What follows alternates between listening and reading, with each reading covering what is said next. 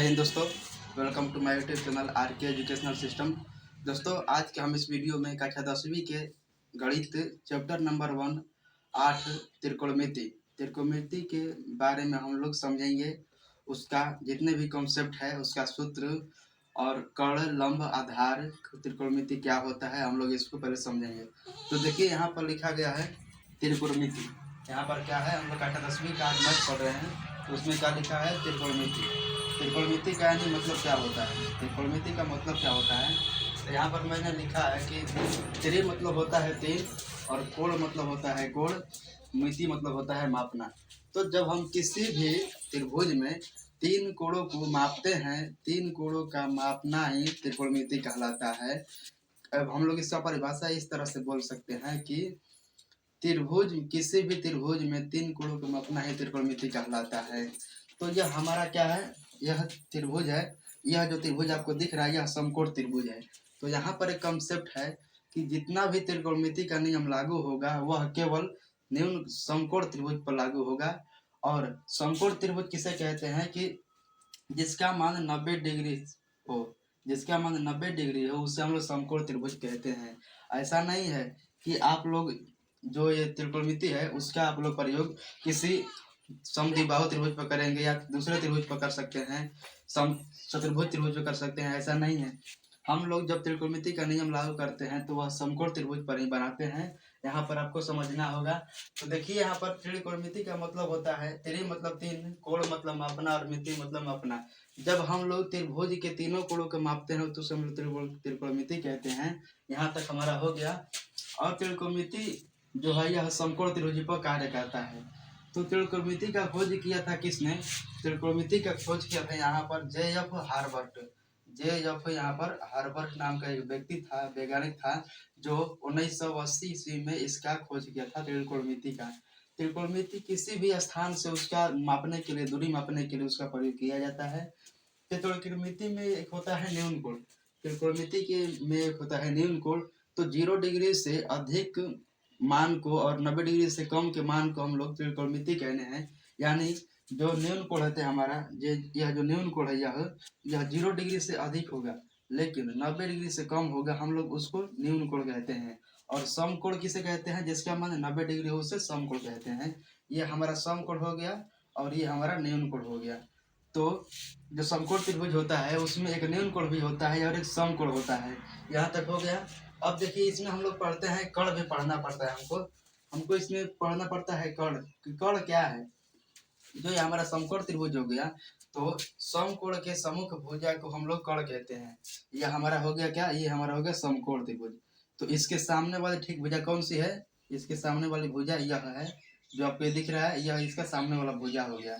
तो इस भुजा का नाम मैंने दिया है कि ए और बी। इस भुजा का नाम क्या है? ए और बी। जब ऐसे हम तो त्रिभुज बनाए हैं, तो ये हमारा समकोण हो गया, और इसका मान हम लोग क्या दिए हैं? ए, और इसका बी। तो हमारा यहाँ पर कर्ण क्या हो जाएगा? हमारा ए बी कर्ण हो जाएगा। इस समकोण त्रिभुज के सामने वाली भुजा कर्ण कहलाता है। और इसमें आता है एक आधार, और एक आता है लंब। तो हम लोग लंब किसे कहते हैं?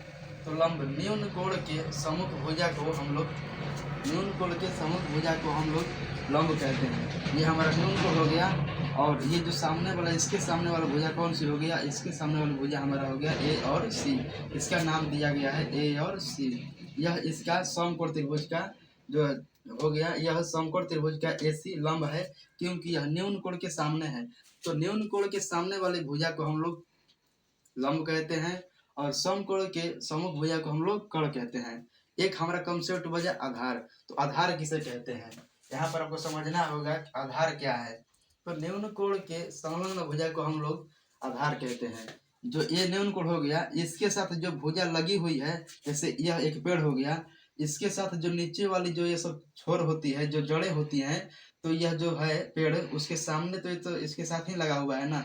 तो हम लोग इसी के आधार पर इसको समझते हैं कि ये हमारा हो गया, एक हमारा त्रिभुज हो गया, एक हमारा भुजा हो गया, और यह हमारा ये क्या हो गया, एक भुजा यह हो गया। हम लोग इसको जब न्यून कोण मानेंगे, और न्यून कोण इसको मान लेते हैं 90 डिग्री मान लीजिए, और यह जो हमारा हो गया ए, और ये हो गया हमारा बी। तो न्यून कोण के संलग्न भुजा को हम लोग क्या बोलते हैं? आधार बोलते हैं। तो हमारा ए और बी यहाँ पर क्या हो जाएगा? आधार हो जाएगा। आपको यहाँ तक समझ में आ गया? हम और इसको समझते हैं। देखिए, हम लोग उतना तक कण, आधार और लंब के बारे में जानकारी ले लिए हैं और हम लोग इसमें प्रमुख सूत्र होता है जो मैट्रिक बोर्ड परीक्षा में पूछता है और इसी सूत्र से आप किसी भी सवाल को बना सकते हैं, उसका हल निकाल सकते हैं। तो इस सूत्र को हम लोग निकालेंगे, यह सूत्र कैसे है और कैसे बनता है। जैसे हम लोग कोण के, ये हमारा कोण हो गया, तो हम कोण के आधार पर यहाँ पर थीटा लिख सकते हैं और थीटा नहीं देता है उसका मान कभी ए भी देता है, तो हम लोग थीटा, कोण के जगह पर थीटा लिख सकते हैं और थीटा के जगह पर हम लोग ए लिख सकते हैं। यहाँ पर जैसे हमारा हो गया, ये हमारा हो गया निम्न कोण, ये हमारा हो गया यहाँ पर समकोण। तो हम लोग इसमें कैसे मालूम करें कि हमारा कौन सा कण है, कौन आधार है और कौन लंब है। तो हम लोग इसके लिए हम लोग दिया गया है, यहाँ पर मान लीजिए ये हमको निम्न कोण दिया गया है। तो ऐसे हम लोग देखते हैं, इसमें हम लोग को याद करना पड़ता है साइन। तो साइन का मतलब सूत्र क्या होता है, अगर हम लोग इसको, हम यहाँ पर अगर साइन मान लेते हैं, अगर इसको हम साइन मान लेंगे, अगर थीटा के जगह पर, न्यून कोण के जगह पर हम साइन मान लेते हैं, तो साइन को जब हम ऐसे लेंगे, ये हमारा साइन हो गया, तो साइन कोण को हमको देर कुछ समय के लिए न्यून कोण मानते हैं। तो न्यून कोण के सम्मुख भुजा क्या होता है, लंब होता है, और न्यून कोण का सम्मुख भुजा लंब होता है, तो इसमें समकोण का सबसे भुजा कौन सा बड़ होता है, कर्ण होता है। तो ये जो हमारा साइन हो गया, साइन हो गया, तो साइन का सूत्र होता है लंब, लंब बटे में क्या होता है, यहाँ पर लंब बटे में कर्ण होता है, लंब बटे में कर्ण होता है। लंब को हम लोग परपेंडिकुलर के नाम से जानते हैं, तो हम लोग इसे पी के नाम से सूचित करते हैं, और कर्ण को हम लोग हाइपोटेनस के नाम से जानते हैं, तो इससे हम लोग एच से सूचित करते हैं। तो आपका अगर अंग्रेजी में देगा तो पी और नीचे यत लिखिएगा। अगर साइन का सूत्र पूछेगा कि साइन का, साइन बराबर क्या होता है, तो लंब बटे में कर्ण होता है। इसका हम लोग यहाँ पर हिंदी लिख दिया और यहाँ पर अंग्रेजी में लिख दिया, आपको यहाँ याद रखना है। तो ऐसे ही करके हमारा सभी सूत्र यहाँ पर देखिए आप लोगों को दिखाया गया है, ये हमारा सब प्रमुख सूत्र है। इसमें हम लोग क्या होता है, एक साइन, कॉस, टेन, कौशिक, सेक और कॉट। इसका सूत्र, इसका हम लोग ट्रिक बनाए हैं कि लाल, लाल बटे में क्या, लाल बटे में काका, लाल बटे में हमारा क्या हो गया, काका हो गया। अगर आपसे यहाँ पर पूछे कि साइन थीटा बराबर क्या होगा, क्या से, क्योंकि थीटा का मान होता है ए और ए जो है वो थीटा का कोण का काम करता है, तो यानी साइन थीटा बराबर क्या होगा, तो ये साइन हमारा हो गया और इसके थीटा बराबर क्या होगा, तो ये हमारा लिखा गया है साइन थीटा बराबर एल और बटे में कर्ण। ये हमारा ऊपर एल है और नीचे में क्या है, कर्ण है। तो हम लोग इसको क्या बोलते हैं कि साइन थीटा बराबर होता है लंब बटे में कर्ण, जिससे हम लोग अंग्रेजी में पी बटे में हम लोग एच लिख सकते हैं। ये हमारा हो गया साइन का। और क्या हो गया हमारा, कॉस, ये दूसरा हमारा हो गया यहाँ पर कॉस। तो कॉस का मान क्या है, तो कॉस का मान है ऊपर में यहाँ पर ए और नीचे में क्या है के। तो हम ऊपर वाले को बोलते हैं आधार, ऊपर वाले का आधार बोलते हैं और नीचे वाले क्या बोलते हैं, कर्ण बोलते हैं।